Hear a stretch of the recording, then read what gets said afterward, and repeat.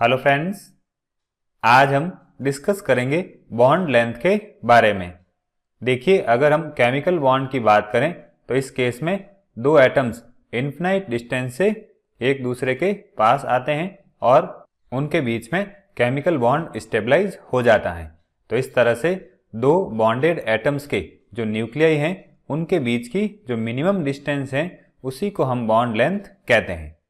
अब अगर हम एटॉमिक वाइब्रेशंस की बात करें तो इस केस में ये जो बीच की डिस्टेंस है वो कम ज़्यादा होती रहती हैं। तो इसलिए हम बॉन्ड लेंथ को कैसे डिफाइन करेंगे, तो इसके लिए हम दो बॉन्डेड एटम्स के न्यूक्लियाई के सेंटर की जो बीच की डिस्टेंस है उसका एवरेज लेते हैं, जहां पर अट्रैक्शन और रिपल्सन फोर्सेस एक दूसरे से बैलेंस हो जाते हैं और वहां पर पोटेंशियल एनर्जी भी मिनिमम हो जाती है। देखिए, जब केमिकल बॉन्ड स्टेबलाइज होता है तो जैसा कि हमने डिस्कस किया है, दो एटम्स इन्फिनाइट डिस्टेंस से एक दूसरे के पास आते हैं।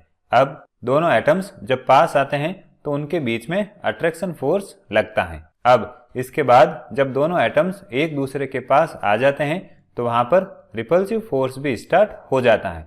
तो एक ऐसी कंडीशन जहां पर अट्रैक्शन और रिपल्सन एक दूसरे को बैलेंस कर देते हैं, तो उस केस में वहां पर उस मॉलिक्यूल की पोटेंशियल एनर्जी भी मिनिमम हो जाती है। तो इस तरह से इस कंडीशन पर जो दो एटम्स के न्यूक्लियाई के सेंटर हैं उनके बीच की जो एवरेज डिस्टेंस है उसी को हम बॉन्ड लेंथ कहते हैं। अब बॉन्ड लेंथ को हम एंगस्ट्रॉम या पिकोमीटर में एक्सप्रेस करते हैं। अब किसी भी दो एटम्स x और y की बात करें तो उनके लिए जो बॉन्ड लेंथ की वैल्यू है वो हमेशा कांस्टेंट रहती हैं, और सेम क्लास के कंपाउंड्स की बात करें तो इनके लिए जो बॉन्ड लेंथ की वैल्यू है वो मॉलिक्यूल के नेचर पर डिपेंड नहीं करती हैं। जैसे अगर हम मीथेन, इथेन या प्रोपेन की बात करें तो इन कंपाउंड्स में जो कार्बन हाइड्रोजन बॉन्ड डिस्टेंस है वो अप्रोक्स 110 पिकोमीटर के आसपास रहती है। अब बॉन्ड लेंथ को मेजर करने के लिए हम कुछ फिजिकल मेथड्स यूज करते हैं, जैसे एक्सरे डिफ्रैक्शन, इलेक्ट्रॉन डिफ्रैक्शन और कुछ स्पेक्ट्रोस्कोपिक मेथड्स। अब इन मेथड्स के थ्रू जो बॉन्ड लेंथ मेजर की गई हैं उनकी वैल्यूज यहाँ पर इस टेबल में रिप्रेजेंट की गई हैं। ये बॉन्ड लेंथ की वैल्यूज पिकोमीटर में हैं। फिर बात करते हैं बॉन्ड लेंथ को अफेक्ट करने वाले फैक्टर्स के बारे में। इसमें फर्स्ट पॉइंट हो जाएगा साइज ऑफ द एटम। देखिए, अगर हम साइज की बात करें तो जैसे जैसे बॉन्डेड एटम्स की साइज इंक्रीज होती हैं बॉन्ड लेंथ भी इंक्रीज होती हैं। देखिए, अगर हम दो एटम्स ये साइज के लेते हैं और दो एटम्स हम ये साइज के लेते हैं तो इस केस में बॉन्ड लेंथ कम रहेगी और इस केस में बॉन्ड लेंथ ज्यादा रहेगी। तो जैसे जैसे बॉन्डेड एटम्स की साइज इंक्रीज होती हैं बॉन्ड लेंथ भी इंक्रीज होती हैं।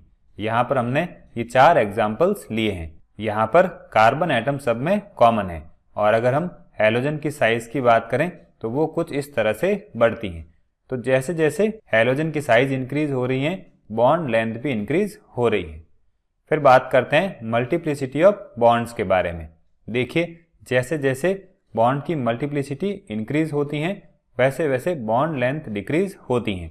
अब मल्टीप्लिसिटी को हम बॉन्ड ऑर्डर के फॉर्म में भी रिप्रेजेंट कर सकते हैं। देखिए, मल्टीप्लिसिटी की बात करें तो इसमें डबल बॉन्ड और ट्रिपल बॉन्ड आ जाएगा।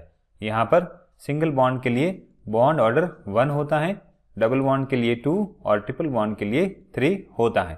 तो जैसे जैसे बॉन्ड ऑर्डर या बॉन्ड की मल्टीप्लिसिटी भी इंक्रीज होती है बॉन्ड लेंथ डिक्रीज होती है। फिर बात करते हैं टाइप ऑफ हाइब्रिडाइजेशन की। देखिए, अगर हम हाइब्रिड ऑर्बिटल्स की साइज की बात करें तो वो इस ऑर्डर में डिक्रीज होती हैं। मीन्स sp3 हाइब्रिड ऑर्बिटल्स की साइज सबसे बड़ी होती हैं और sp की सबसे छोटी होती हैं। अब ऑर्बिटल जितना लार्ज होगा वो उतना ही लॉन्गर बॉन्ड बनाता है। तो इस केस में हम कह सकते हैं जो sp3 बॉन्ड है वो लॉन्गर होगा और जो sp बॉन्ड है वो शॉर्टर होगा। इसके अलावा अगर हम हाइब्रिड ऑर्बिटल्स की इलेक्ट्रॉन नेगेटिविटी की बात करें तो उसका ऑर्डर ये होता है। देखिए, sp हाइब्रिड ऑर्बिटल में s कैरेक्टर 50% होते हैं, इसलिए इसकी इलेक्ट्रॉन नेगेटिविटी ज़्यादा होती है, और sp3 की बात करें तो इसमें s कैरेक्टर 25% होते हैं। तो sp3 हाइब्रिड ऑर्बिटल्स की जो इलेक्ट्रॉन नेगेटिविटी है वो इन तीनों में सबसे कम होती है। तो हम कह सकते हैं अगर कार्बन sp हाइब्रिडाइज्ड स्टेट में है तो उसकी इलेक्ट्रॉन नेगेटिविटी मैक्सिमम होगी, और अगर कार्बन sp3 हाइब्रिडाइज्ड स्टेट में है तो उसकी इलेक्ट्रॉन नेगेटिविटी मिनिमम रहेगी। अब अगर हम बॉन्ड और इलेक्ट्रॉन नेगेटिविटी के बीच में रिलेशनशिप की बात करें तो अगर बॉन्ड हाईली इलेक्ट्रोनेगेटिव एटम के बीच में बन रहा है तो उस केस में जो बॉन्ड लेंथ है वो शॉर्टर रहेगी, और अगर जो बॉन्ड है वो लेस इलेक्ट्रोनेगेटिव एलिमेंट के साथ बन रहा है तो जो बॉन्ड लेंथ है वो ज़्यादा रहेगी। जैसे अगर हम CH बॉन्ड की बात करें और इसमें जो कार्बन है वो हाई S कैरेक्टर वाला है तो उस केस में इस बॉन्ड की लेंथ कम रहेगी, और अगर ये कार्बन हाई P कैरेक्टर वाला है तो उस केस में ये जो बॉन्ड लेंथ है वो ज़्यादा रहेगी।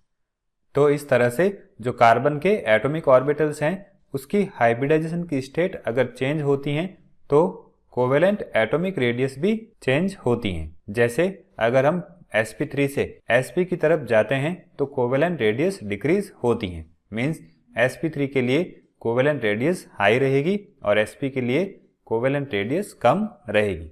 अब बॉन्डेड एटम्स की हाइब्रिडाइजेशन की स्टेट चेंज होने के साथ जो एवरेज बॉन्ड लेंथ में चेंजेज आते हैं उसको हमने इस टेबल में रिप्रेजेंट किया है। ये हो जाएगी यहाँ पर कार्बन कार्बन सिंगल बॉन्ड की बॉन्ड लेंथ और ये हो जाएंगे इनके एग्जाम्पल। फिर यहाँ पर ये हो जाएगी कार्बन कार्बन डबल बॉन्ड के लिए डिफरेंट टाइप की बॉन्ड लेंथ और इनके एग्जाम्पल। इसी तरह से ये हो जाएंगे कार्बन कार्बन ट्रिपल बॉन्ड और CH बॉन्ड की लेंथ और ये हो जाएंगे उनके एग्जाम्पल्स।